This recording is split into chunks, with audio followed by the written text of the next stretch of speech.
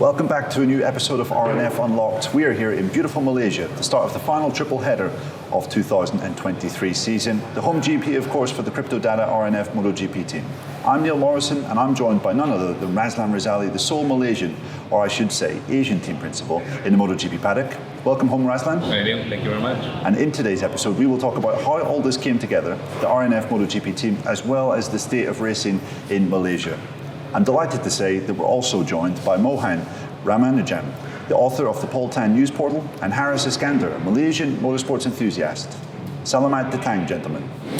Terima kasih. Thank you. Welcome to this podcast. Welcome to Malaysia, Neil. Yes. Razlan, I have to say, travelled all this way to come to Malaysia, and today it's done nothing but rain. What's happened? Well, we want to maintain it this way for obvious reasons. Yeah, but the last couple of weeks it's been raining in the afternoon. But after all, it is the monsoon season. Okay, and you know, with Sepang, when it comes to rain, it brings out the spectacular of the show, I guess. Absolutely. Guys, I was speaking to Mohan before we started recording. You guys have quite a long and storied history. Mohan, could you care to tell us a little bit about that? Love and hate relationship. Lots of love, lots of hate, lots of. There was a bit of a helping hand. Not in the gay issue. No homo. But yeah, Razlan's been a friend for a long time. We've ridden bikes together. We've. Should I talk about divorces? No. Because there was a point in our lives when it sort of like reached a certain parallel. Yeah. But that's behind us now. But yeah, when Razlan was CEO of SIC, I landed him in hot soup with Dorna a couple of times during the repaving incident and flooding and everything else. So yeah, Razlan hates me. Absolutely. Well, good to hear that. Harris, always a special occasion when MotoGP comes to town, and I guess it's a big weekend for the Sepang International Circuit, big weekend for Malaysia as well. Can you feel the excitement from the local fans for this weekend? Well, yes, absolutely, because I think one of the biggest events we have in Malaysia is MotoGP, apart from Formula One in its earlier days. 80 to 100,000 people easily over a weekend. But I believe weather is going to also play a very important part this weekend. Of course, you guys are right smack in the middle of the monsoon season. And that's going to be a little bit tricky. We'll see how the weather plays out on Sunday, I guess. Absolutely, yeah. It should be very interesting with the World Championship on the line, of course. This being the Malaysian Grand Prix, obviously we're going to talk, Razlan, about how this whole team came into existence. This country, this circuit has played such an important role in your career. First of all, how is it to come back to the Sepang International Circuit where you spent so much of your professional life? Well, not only professional life, like Mohan said, we knew each other when we were riding bikes here in Sepang. When I was racing the national championship, when I had my own national championship team here, we come here practically every weekend. Probably that's the cause of our divorce, huh? Yes. Quite likely. You know how motorsport takes its toll on your marriage. We come here basically every weekend. It's like our second home. We break number of bones here, so we have a long history with Sepang Circuit, and to finally being appointed as the CEO of Sepang Circuit in 2008 was, in my view, a dream come true. Okay, and part of that strategy, our strategy for Sepang Circuit was to bring up the two events, Formula One and MotoGP, to the same level. And at that time, MotoGP was lagging behind. For those who have been to Malaysia MotoGP for many, many years, I'm not sure about you, Neil. When's the first time that you've been to Malaysia? But you can see the crowd is basically about 15, 20, 25,000 max in a capacity of 150,000. We used to struggle to get 30,000 people. Yeah. And Carmelo did tell me that sometimes there's more people in a paddock than on a grandstand. So we need to see how we can bring up MotoGP to nearly the same level of Formula One.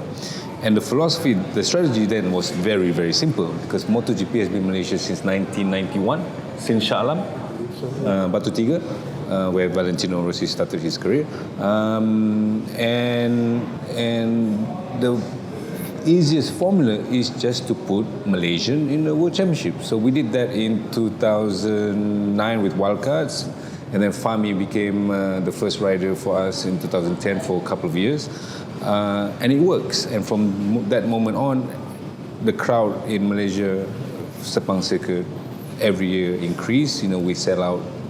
Last 3 years, 17, 18, 19, we were sold out. And that is the strategy. The marketing strategy is to put Malaysians in a world championship to promote MotoGP better. And MotoGP overtook Formula One in terms of spectators. It became nearly irrelevant, and we had to advise the government to drop Formula One. So the last time we had Formula One was 2017, and MotoGP continued to grow. Okay, so essentially the roots of the team begins here in Sepang circuit. Absolutely. I think the first time I came here was 2010. I remember coming to the track and being amazed at seeing Fahmi Khairuddin's face just everywhere. You could see the advertising and the marketing was really spot on to make people aware that they had this kind of new Malaysian hero coming up. Guys, was that something that you were aware of at the time? I guess you had some strong Malaysian riders in Grand Prix level in previous times, but I mean, Fahmi Khairuddin nearly won the race here, right, in 2012? Well, he was on a podium. And to me, that's the best memory ever. To be in a home GP podium, first Malaysian to get on a Moto3 World Championship podium. So, yeah.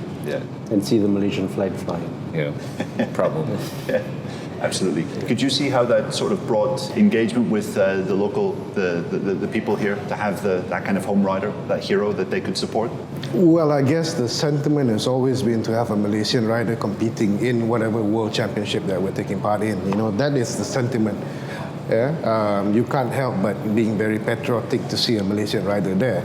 But at the same time, let me just emphasize that in today's world, I think we should have riders who are there on merit. Yeah? I mean, it's easy to say that you have a Malaysian team, you need a Malaysian rider, but we just don't want to make up the numbers. Let me tell you this. I mean, for a number of years, I think about 30 years, we've lived by this sort of like mantra, Malaysia boleh. It means Malaysia can, Malaysia is able to. And in many ways, that has helped inspire a lot of Malaysian talent, individual businesses to go abroad and excel at many different levels. However, I think we should take that a step further now, having been 30 years of living in that. And if you're going to have a Malaysian rider competing in the World Championship, for instance, whether it's Moto3, Moto2 or MotoGP, let it be a Malaysian who is capable of winning the World Championship. Why not? We should not be satisfied with just having a representative at the world level, at whatever degree or whatever discipline of motorsports, but he should be someone who's actually capable of winning it. That is the position that I would like to take. I mean, I don't know whether Mohan or Datuk shares the same thing. Well, in the beginning, yes, because to be honest, the first few years it's a marketing thing because it's a marketing strategy. But after then people are very patriotic. Yes, they want to come to the track and watch Malaysians, even if they were last, they will come. But it comes to the point that, hang on, if we continue to do this, you want someone that can fight. Okay, especially when you see the likes of Fahmi, he was last, 2010, he was behind, and he slowly progresses, and finally he wins. That's what they want to see. Okay, because in the beginning, yes, it's to be honest, it's a marketing thing. Okay, but after a while, we want someone to be in a wild card, for example, to do something special, to be competitive, not to just make up the numbers, just wild card and be behind, and there's no progression after that. Sorry. I was about to say, when you were talking about progression, and Malaysian riders, yes, we have lots of talent. We have what we call in Malaysia, berani mati. They're not afraid to die. They're not afraid to die on the track to achieve what they want. The problem is when they get to the international stage, and then they realize on the whole grid, everyone else is within 0.2 of a second, 0.3 of a second of them. Okay, so on a local level, yes, they are seconds ahead of everyone else, and then they go to Europe, and then they find out that margin is, and they choke. Okay. Now, speaking to Razlan over the years, he has told me he has faced that problem with some of the riders. And obviously, as team principal, Razlan has shared with me how the team works behind the scenes. Some of it, he doesn't tell me everything, because he's afraid I'm going to publish it. But he tells me certain things like psychological support for the riders, rider coaches, training, support from people, locals from Malaysia, other Malaysians. Okay, so Razlan recognizes that yes, RNF is an Asian team and used to have an Asian rider. And yes, he did try to put in that support system. And the riders still choke. So it's a sad fact, but we've had quite a few riders get up to the international stage. And, this is too hard. This is too difficult. I'm not finding the success, the sky is blue. Okay. But by all means, not only motorsports. I mean, we had football players, don't forget, who tried to go overseas or sign up with clubs in Portugal, for example, and when they go there, they couldn't handle the living abroad. So it's the same thing. And that's why we provide as much support as possible, but still, some people just couldn't hack the living overseas. Yeah. Razlan, I think you've been quoted in an article recently saying that you don't maybe expect to see a Malaysian rider in Moto GP in the next 10 years or so. Is that, that's something that you think at the moment, and how can we help Malaysians get to the top elite level of this sport? Well, this is a reality that everybody, all Malaysians must face. This is a hard reality because right now, who is in the World Championship right now, even in Moto 3? Sharifuddin Azman or Damo. Okay? People already question whether he's eligible to be in Moto 3 this year. I say yes, because he was 4th in the CV, in the Junior World Championship last year. So he's very much eligible to be, or entitled to be in Moto 3. But his performance are not there. Okay, so and we don't know whether he will continue next year. So that means next year, potentially, we have no Malaysians in any of the World Championship. And I also said that we are behind Thailand and Indonesia. Okay, we were so far in front before, now we are behind. What's wrong? What happened? So that's why I said it will take at least 10 years before we see anybody gets into MotoGP. Because to get into MotoGP, like Harris said, just because your passport is Malaysia and just because it's a Malaysian team, so I'm obliged to put a Malaysian in the MotoGP? No. You want to put a boy in MotoGP if they do very, very well in Moto2. Okay, I'm shooting myself in the foot. I had Darren Binder last year, Yeah. But that was a risk, huge risk. Okay, and they don't call him dive bomb for nothing. Don't say that, man. He's our former rider. He was very well behaved last year. He was actually. I don't know about 10 years, that time frame can always change, right? But what I can tell you is that the team that you have now is actually not the first team that has gone overseas. We've had a team in the mid-90s that set up a team in Spain, in Europe. They basically had the proper infrastructure, the right mechanics, team engineers competing in the Spanish championship, the right machines. However, if you have difficulty beating a 14, 15, 16-year-old on the grid, then that really says a lot, So coming back to what I mentioned, let us have riders who rightfully have the merit to compete at whatever level, all right? But that doesn't prevent RNF, for instance, having a Malaysian team, the identity of a Malaysian team going abroad, because you do not measure the success of a Malaysian team solely by having a rider, right? You've got team management, you've got hospitality, people who go for sponsorships, you've got team engineers, mechanics. Why can't we look at that? These are guys who are already competent and are capable of doing it at the world level. Do you hold them back, waiting for a rider? No, you let them go first. The rider can follow suit later, as and when the time permits and it's permissible. I think one of the things that we need now is we need a lot of exposure, right? Exposure in terms of sending riders to the right countries, to the right platforms to compete in. I think a lot of our riders are very talented. We have a lot of good, talented riders. However, the pool of talent is very small, in terms of population, right? So we've only got these selected few that you can actually send for exposure, but we need the right exposure. It's similar to having the world's best fighters in Muay Thai competing in Thailand. You send them to Thailand to train. You don't send them to Australia or the UK. So if the world's best riders are from Spain and say Spain and Italy, that's where we should be looking at, I mean, that's my point of view. I could be wrong, but yeah, that is basically where we should be looking at, and look at the progression of these riders. Of course, when you take into consideration commercial interests as well, there must be a time frame. How long do you give these riders to develop? There's only been 7 Malaysians competing in the World Championship. 3 have won podiums, right? The rest, zilch, right? Some have spent 6 years. Do you continue investing in that individual, right? At the moment, we also have many Malaysians abroad in different disciplines of motorsports, 4-wheel and 2 wheels, who have exposure overseas, are competing overseas. Some are doing very well.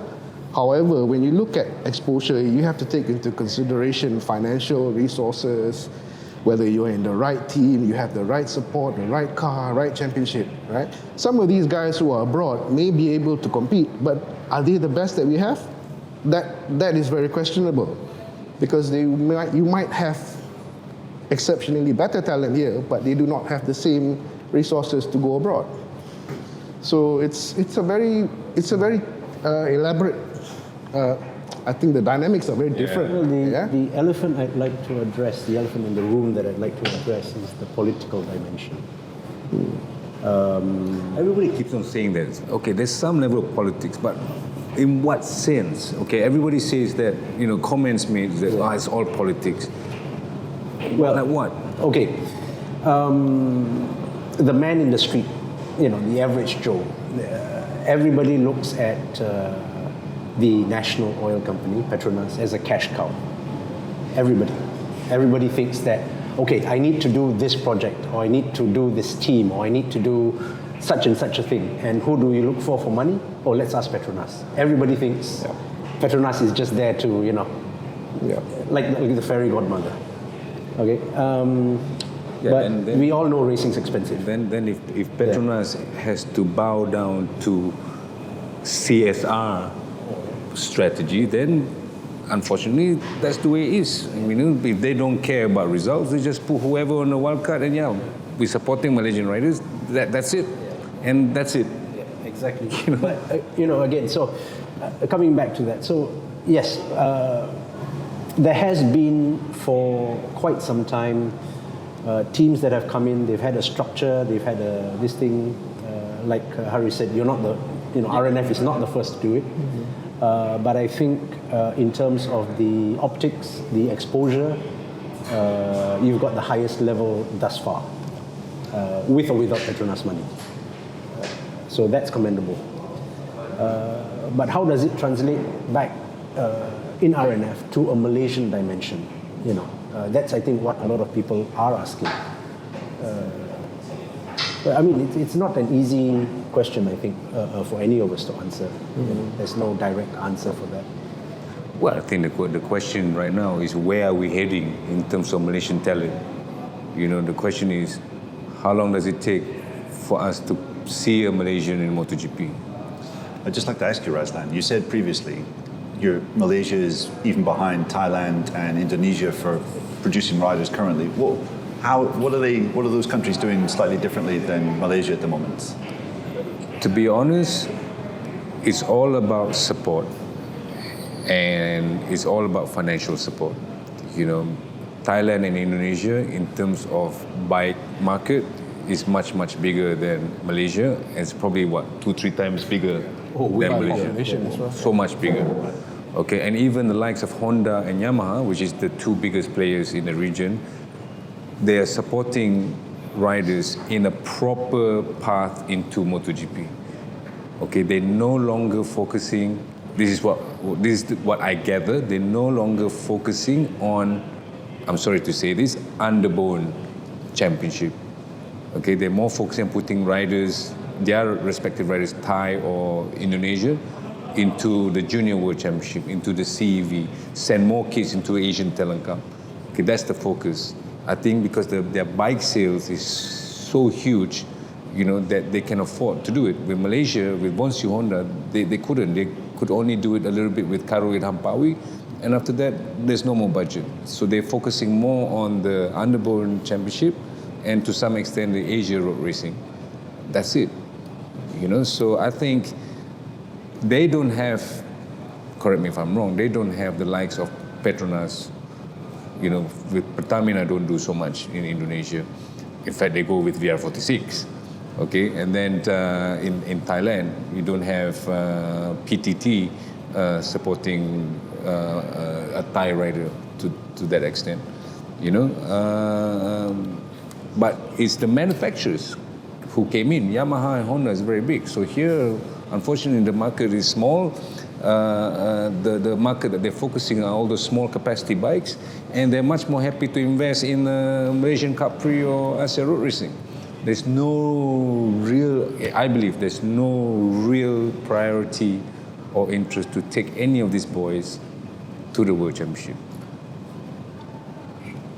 If I was- Quiet silence. Well, I don't know if I should say what I was about to say, but Don't forget, Yamaha sponsor your buy ads in your website, right? that's a website, but I'm here as a private individual today. One thing you mentioned, Poltan. Oh, shit. Oh, bugger. But look, a lot of the riders who came up from Capri, Hafiz Shahrin, Damok, so on. A lot of Malaysian riders get their start in the Capri. And the problem is when some of the local race teams have a winner on their hands, they try to want to hang on to those guys. It doesn't benefit them by letting the riders go to the World Championship. And even for them to go to the World Championship, it costs 3 times more to take this boy to the World Championship. And what value add? Patriotism is not enough. Right. So the local teams, we have a winner. This guy's selling bikes for us. He's selling parts for us. Great. Oh, he wants to move up to. No. Yeah. So, we'll pay you another 2,000-3,000 a month more. Here's a brand new bike. Here's a brand new car. Oh, you're getting married? Sure. Tell me that hasn't happened. No, it happens. For sure, it happens. So sometimes these riders are held back by circumstances. A lot of these boys, they come from the kampong, and when you become a professional rider, suddenly it's like the world is your oyster. You have this team behind you. Oh, it's great. Yeah, I made it. And unfortunately, and that happens. I mean, when they reach the World Championship, Moto3 at least, they've made it. It's like they won the World Championship. They made it. I'm there. That's precisely the point that I made earlier. Look, Usain Bolt, when you arrive at the World Athletics Championship or the Olympics, he was nowhere. He spent 4.5 years trying to run at 9 seconds, 100 meters. And after that, the rest is history.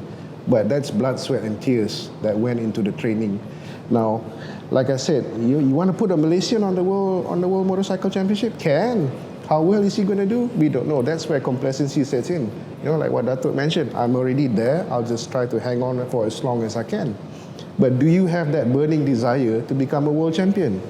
Right? Now, having mentioned about world champion Malaysian, all right, another dimension that we also need to look at is how much of an impact would that be?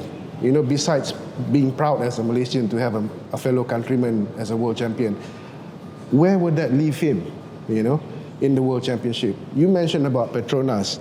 I think besides Petronas, which has a business interest all over the world, I don't see any other Malaysian companies rushing to go and sponsor a Malaysian rider who's going to compete in the World Championship, because they have no business interest in where these locations are. For that international exposure, Unlike the European companies who actually have that growth mindset, going global. That's another issue that we face. For example, to have exactly. exposure in Asia. Well, there's Top Glove.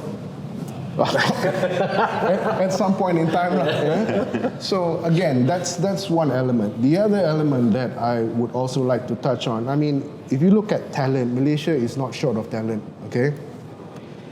Let's talk about World Championship, world number ones, badminton, squash, bowling, diving, and for God's sakes, we even have the men's dodgeball team, believe it or not, right?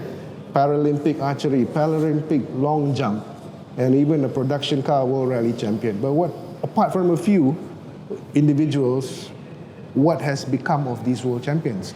You don't see companies from Europe wanting to easily sponsor these companies to continue their career, because number one, probably the markets that they serve, the people can't associate with the world champion that you have, right? I mean, that's the reality of it. That's how I stand to be corrected on this, right? But if you're going to have a Malaysian, let's look at Moto 2, Moto 3, World GP. If you have a Malaysian champion, that person has got to have exceptional talent. He's got to have the right personality to go with it. And he's got to be able to speak at least Spanish and Italian. That's how you relate to the markets that, I mean, let's look beyond Malaysia, right? But if you can't do these things, then it's a very uphill task, like Mohan, I mean... Well, that's a good assessment, but we will never know until we have actually one world champion in motorsports. I don't know, do you speak Spanish? It doesn't matter. It doesn't matter. You just sign the checks at the end of the month. And Guys, this is a really interesting discussion on the state of Malaysian racing. Also, I'd like to touch before the time is up, Razlan, on the origins of this team, because we said we were going to talk about it at the start of the show. I mean, I heard that you tried to have a Moto 3 team initially, and you were rejected a few times, and then eventually the SIC team came into existence. Can you tell us a little bit about how that came to pass? It came to the point when, when we don't have a team, you place a rider in a team. Okay, so at that time we were with Akiayo. Okay, we invested a lot with Akiayo, putting Zulfami and then two other riders, late Aizat, and I can't remember. It came to the point where Malaysian companies started sponsoring that team. So then we were saying, hang on a second, so we invested this boy into this team. We pay a foreign team, and then they attracted local sponsors. It doesn't make sense. So I proposed to the board that it's time for us to have our own team because of these dynamics. And the board says, look, we are a circuit. It's not our business to run a team.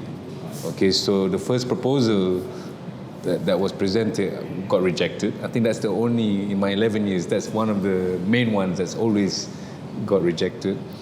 And then I did it again, presented again, then it got rejected again, until the AirAsia Caterham Moto 2 team, I don't know if they remember, Neil, with Johan Zarco and Josh Herring. Okay, and Tony Fernandez decided to stop, the AirAsia boss, and all the stuff was given to me, to Sepang Circuit at a nominal value. So I presented to the board again, look, AirAsia Moto 2 team stop, we got all these things, now is the best time to do it. So that's how it started in 2014, where we got our first Moto 3 team. And of course, the rest is history. We grew all the way to 2019 to 21 with the Moto GP team, Moto 2 and Moto 3. Yeah, and then the kind of development from, I think it was 2018, I think it was a space opened up in the Premier Class grid, one or two teams pulled out, Mark VDS and I think Aspar. And then Yes. suddenly there was a road paved for Yes. you to join. Yeah, at that time I had somehow or other had a very good relationship with Petronas. They loved me then, you know. So they supported the idea, and they wanted to go into MotoGP. They couldn't go into any existing team, so I went and speak to Dorna, and they allow us to have entry. And Petronas agreed, and 2021 we were there, and the rest you all know what happened. No, actually, we don't know what happened, but You are instigating the situation. Neil, I guess I just want to leave you with one more point. Yes, MotoGP, Moto2, Moto3 is at the pinnacle of two-wheels motorsports, but there's no harm in also exploring talented Malaysians, you know, in other disciplines, motocross, supercross, Dakar, Superbike Championship, trials, for example. We may not have the talent in Moto Grand Prix, but who knows, we may have the talent in other fields. You know, that's also something to look at. Yeah? I mean, I agree, but again, the driving factor to focus on circuit racing is purely because of Malaysian MotoGP. You know, if we don't show the continued success of Malaysia MotoGP, and with the current economic situation, the political situation that we are facing as a country, the days of Malaysian MotoGP might be numbered. Okay, why do the government continue to support this event if you see a decline in spectators? Number one, that's what happened with Formula One. We saw a decline in spectators, Sepang circuits start losing money, okay, then we are in trouble. Okay, so hence, I don't disagree with the fact that yes, we should support the other disciplines, but it's purely directly related to Malaysian MotoGP. Okay, we want Malaysian MotoGP to stay forever and ever and ever, I guess. Okay, but we need to show success. You know, so if we see a decline, then Malaysia will stand to lose out not having a Blue Star Ribbon event in Malaysia. Yeah. And MotoGP is the longest international event in Malaysia. Sure. Yeah. Okay. Yeah, and it has and I said this many times. It's considered as a mega event. Olympics, Commonwealth Games, Formula One, MotoGP. These are events that needs, especially for Asian countries, these are events that needs to be supported by governments, because no one single company can do it. Okay, and these events needs to be supported by the domestic market. If the domestic market do not support it, it doesn't work. Well, if the Indonesian government, or sorry, the Malaysian government is listening to this podcast, make something happen. Put SIC under pressure. Shaf is going to love me, man. Well, gentlemen, I think that brings us to the end of our discussion from today. It's been absolutely fascinating speaking about the state of racing in Malaysia. So thank you very much to all three of our guests today. Razlan, first of all, thank you very much, and you. good luck for the weekend ahead. Thank you. Thanks very much as well, Mohan. It was lovely to meet you and lovely to hear your thoughts. Thank you. And thank you very much, Harris, for joining us and offering up your insights Thank on you very the much. state of Malaysian racing. Thank you for welcoming us.